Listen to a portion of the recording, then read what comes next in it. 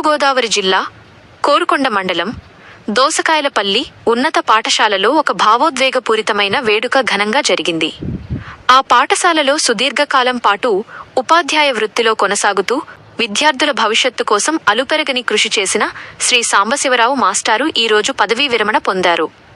ఈ సందర్భంగా పాఠశాల ఆవరణలో ఏర్పాటు చేసిన రిటైర్మెంట్ మహోత్సవంలో తోటి ఉపాధ్యాయులు, పాఠశాల సిబ్బంది సాంబశివరావు మాస్టారును ఘనంగా సన్మానించారు.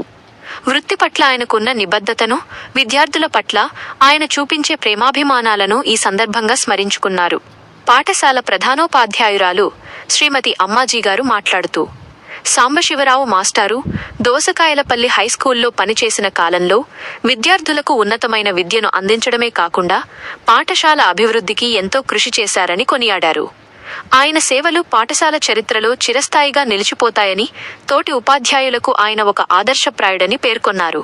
కార్యక్రమంలో పాల్గొన్న పలువురు ఉపాధ్యాయులు, సిబ్బంది మాస్టారితో తమకున్న అనుబంధాన్ని పంచుకుంటూ ఆయనకు శేష జీవితం సుఖశాంతులతో గడవాలని ఆకాంక్షించారు.